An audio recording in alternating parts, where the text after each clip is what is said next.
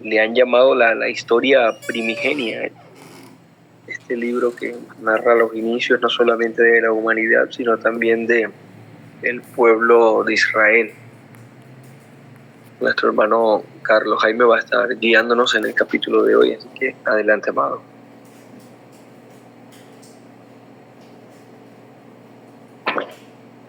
Bien, buenos días, hermanos. Nuevamente vamos a iniciar orando.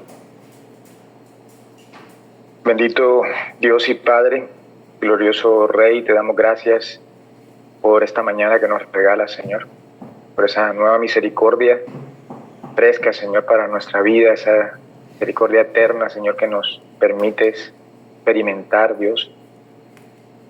Te pedimos que sea tu Santo Espíritu guiándonos, ayudándonos, Señor, a comprender el mensaje que tienes para nosotros. Que nos ayude, Señor, a meditar en él a través del día y que seas tú fortaleciendo y robusteciendo nuestra vida espiritual, Señor. Te damos gracias y te bendecimos en el nombre de nuestro Señor Jesucristo. Amén. Hermanos, hoy estaremos meditando en el capítulo 47 de Génesis. Como hemos visto en estos capítulos, hemos podido identificar pues la providencia del Señor llevando todo de su mano en la vida de los patriarcas y ahora pues centrados en la vida de Jacob y sus hijos. Y me gustaría que antes de leer lo leeré por porciones, y antes de leerlo, el capítulo 47, que tuviéramos en mente también el versículo 7 del capítulo 45. Lo leeré con él en mente, entonces estudiar y meditar en el capítulo. Dice el versículo 7 y 8 del capítulo 45 de Génesis. Dice: y Dios me envió delante de vosotros para preservaros posteridad sobre la tierra y para daros vida por medio de gran liberación. Así pues, no me enviasteis acá vosotros, sino Dios, que me ha puesto por padre de Faraón y por señor de toda su casa y por gobernador en toda la tierra de Egipto.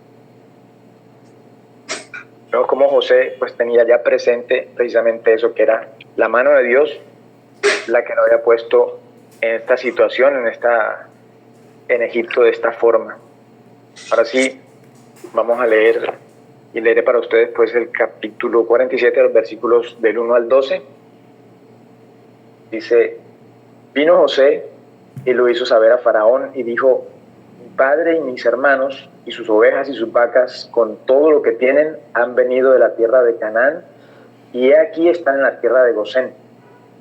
Y de los posteros de sus hermanos tomó 5 varones y los presentó delante de Faraón. Y Faraón dijo a sus hermanos: ¿cuál es vuestro oficio? Y ellos respondieron a Faraón: pastores de ovejas son tus siervos, así nosotros como nuestros padres. Dijeron además a Faraón: para morar en esta tierra hemos venido, porque no hay pasto para las ovejas de tus siervos, pues el hambre es grave en la tierra de Canaán. Por tanto, te rogamos ahora que permitas que habiten tus siervos en la tierra de Gosén. Entonces Faraón habló a José diciendo: tu padre y tus hermanos han venido a ti. La tierra de Egipto delante de ti está. En lo mejor de la tierra haz habitar a tu padre y a tus hermanos. Habiten en la tierra de Gosén. Y si entiendes que hay entre ellos hombres capaces, ponlos por mayorales del ganado mío.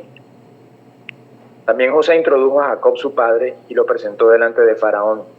Y Jacob bendijo a Faraón. Y dijo Faraón a Jacob: ¿cuántos son los días de los años de tu vida? Y Jacob respondió a Faraón: los días de los años de mi peregrinación son 130 años. Pocos y malos han sido los días de los años de mi vida, y no han llegado a los días de los años de la vida de mis padres en los días de su peregrinación. Y Jacob bendijo a Faraón y salió de la presencia de Faraón.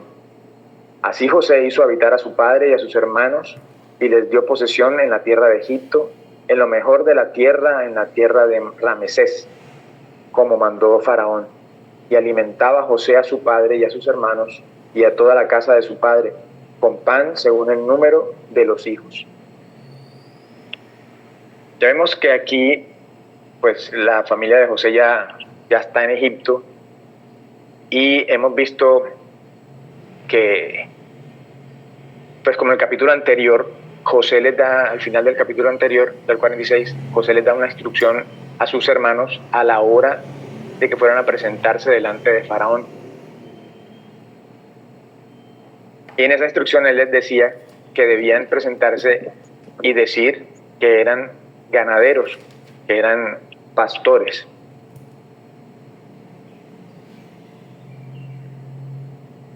Así que estas instrucciones que previamente les dio ya cuando se presentaron ante Faraón, ellos eso responden de esa manera ante Faraón. Veamos que también José pues tenía de alguna pues conocimiento y sabía que Faraón iba a actuar de esa forma y preguntarle así a los hermanos. Ya cuando ellos respondieron a qué se dedicaban, Faraón pues le pide a José de que ellos puedan trabajar para él cuidando de sus ganados, ya que esa labor era pues abominación, como dice el texto anterior, para los egipcios.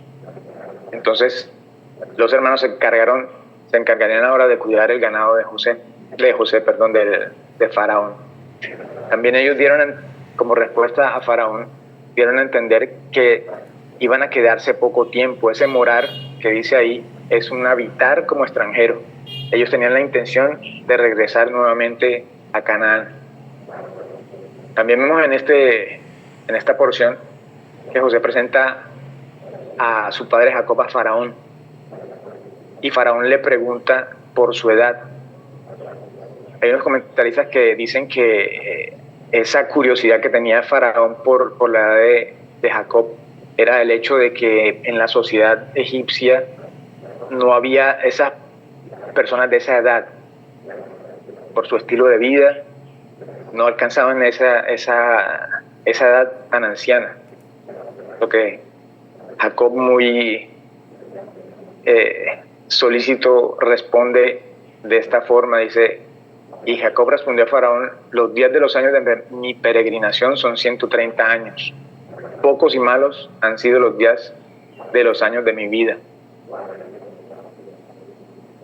Se entiende aquí que esa peregrinación no es a su estilo de vida, pues, de estar en tiendas y de estar habitando en tiendas en tierra que no es suya.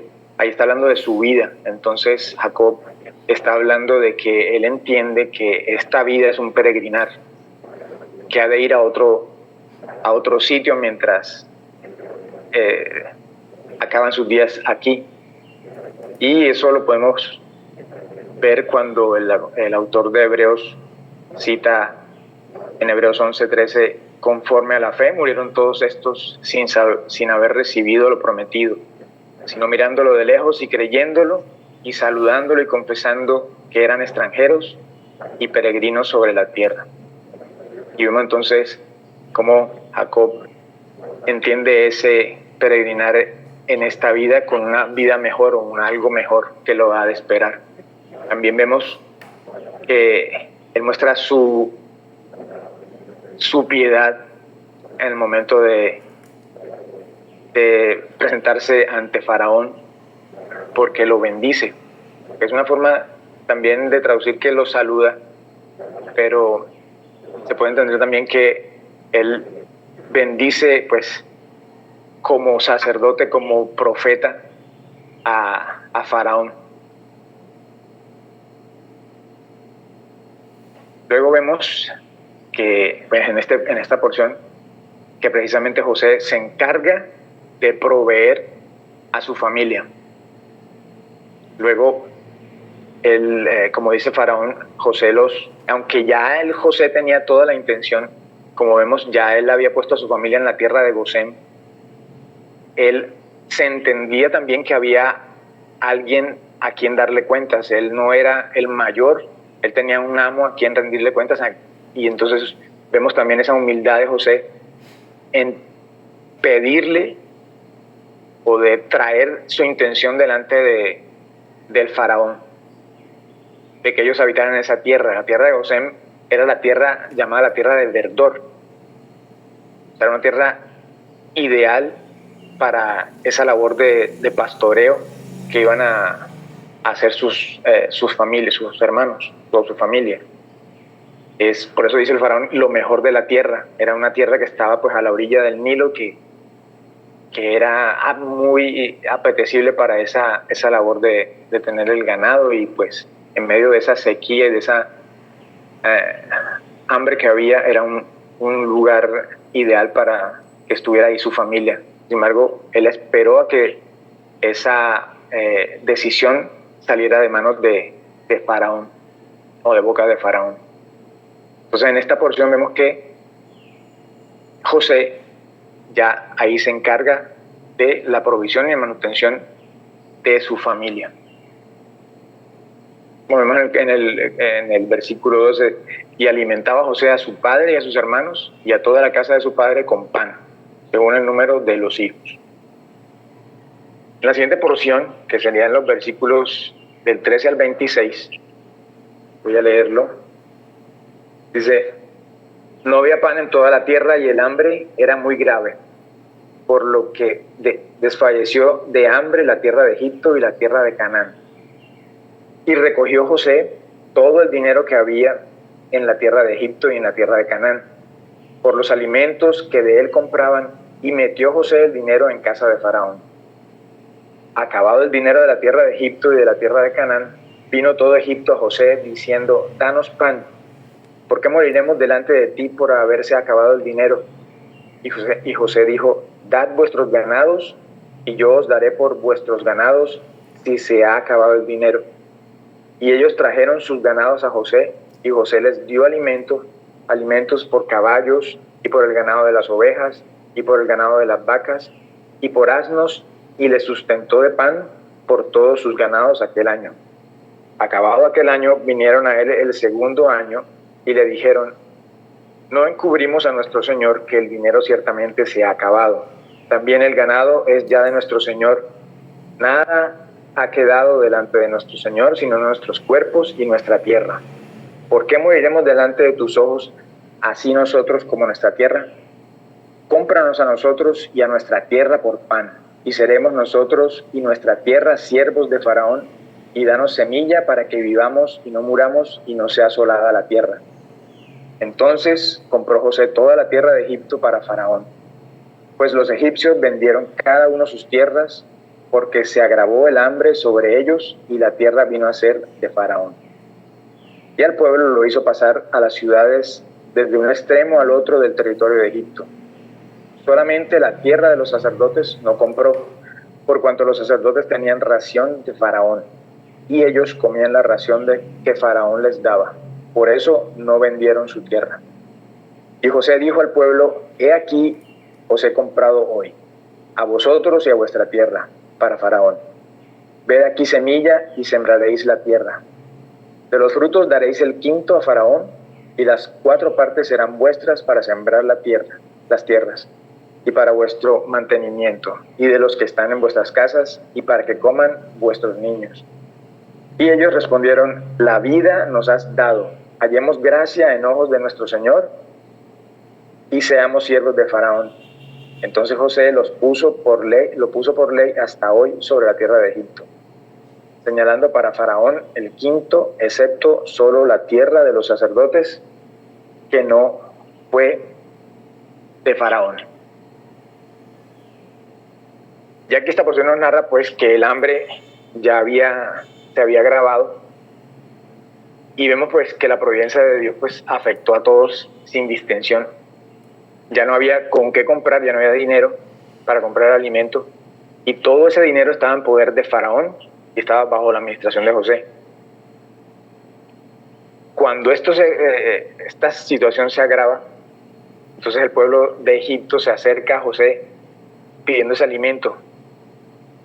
Sin dinero, lo único que tienen son sus ganados, sus tierras, sus propias vidas.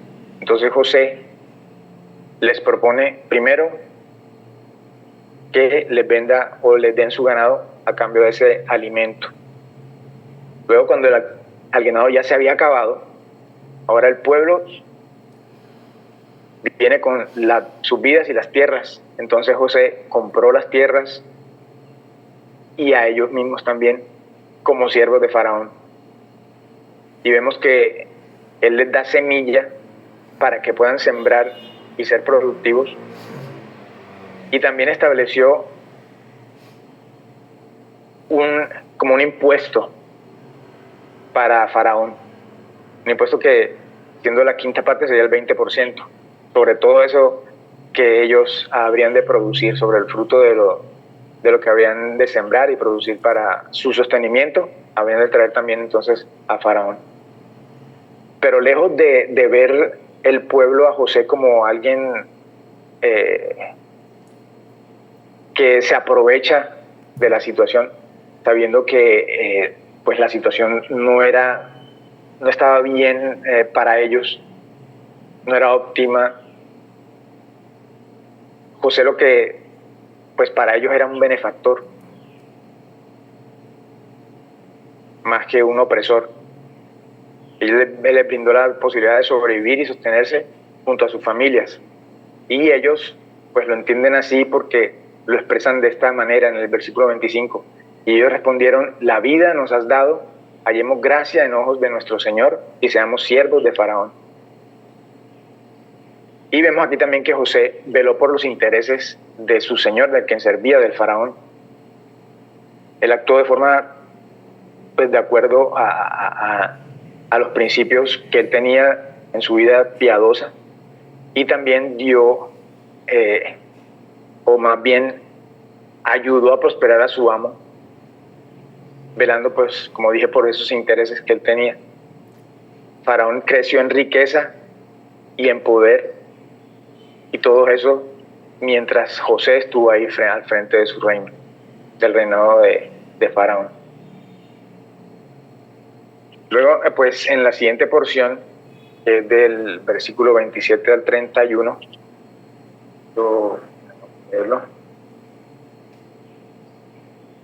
dice: así habitó Israel en la tierra de Egipto, en la tierra de Gosén, y tomaron posesión de ella, y se aumentaron y se multiplicaron en gran manera.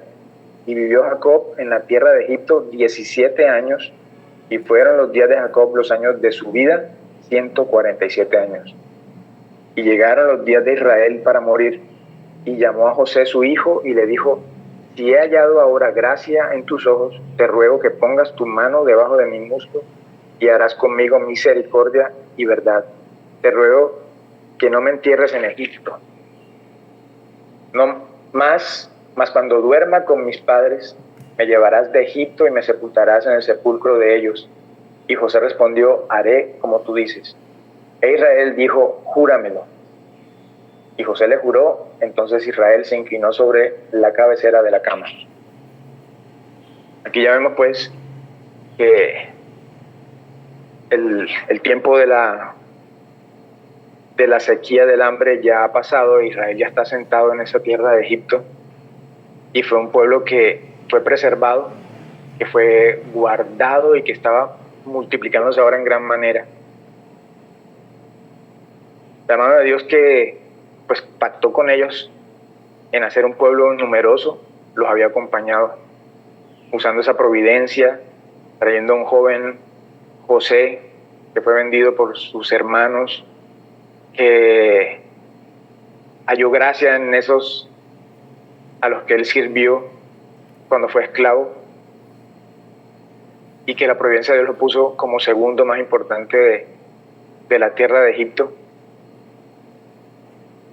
Ahora lo vemos como logró pues su cometido en el plan de Dios, en preservar a su familia. Esa promesa que le hizo a su padre de llevar sus restos al sepulcro de sus padres. Hay muestra también de la fe de Jacob y de ese compromiso de José por cumplir la voluntad de Dios. Y en estas porciones que vimos, en cada una de estas situaciones, vemos que José tenía una idoneidad, algo que el Señor puso en él para hacer lo que debía hacer.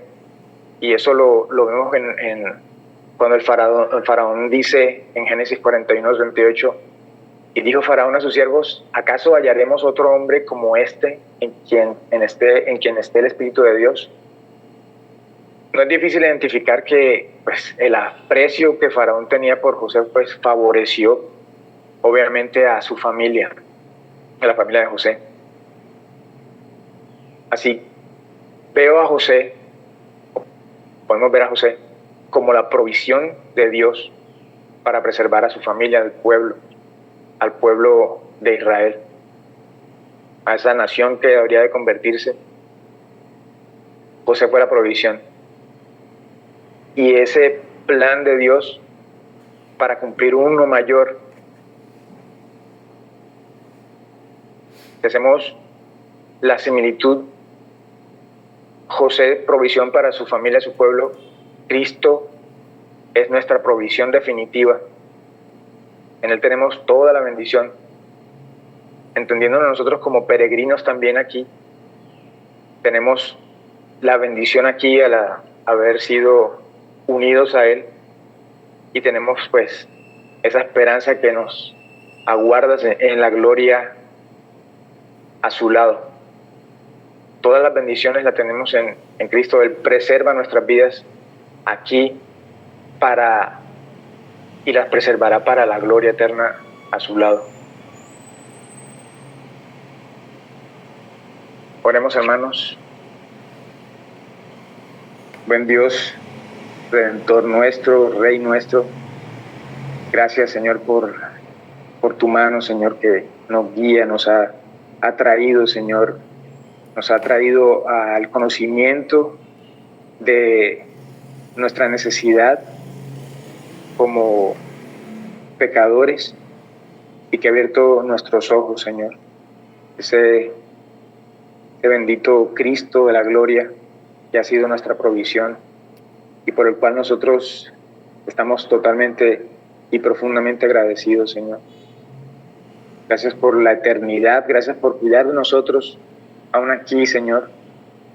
Sabemos que pasamos por pruebas, dificultades, pero ahí está tu mano sustentadora sobre nuestra vida, Señor.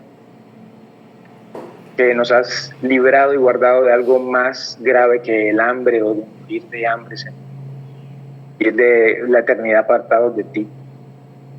Por eso te bendecimos y agradecemos, Señor. Pedirte también, Padre, porque este resto de día continúes bendiciendo nuestras vidas, acompañándonos. Cada uno de nosotros pueda hoy glorificar tu nombre, Señor. Alabarte y bendecirte con lo que hacemos también, Padre.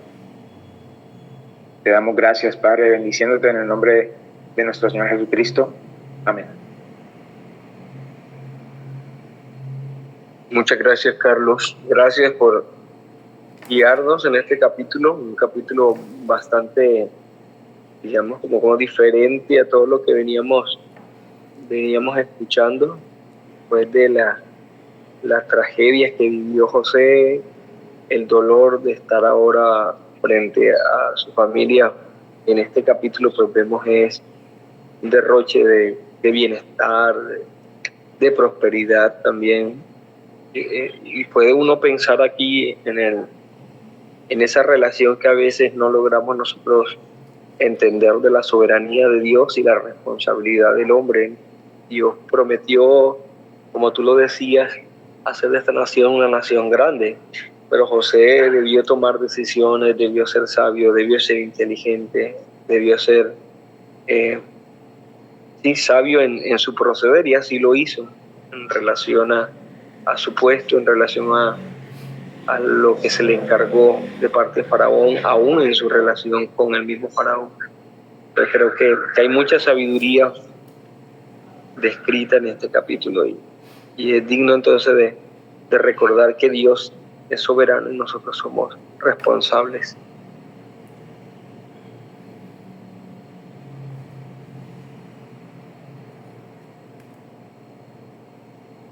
Bien, mis hermanos, Que tengan un buen día. Si alguno va a participar, puede hacerlo. Si no, pues entonces Dios les bendiga a todos.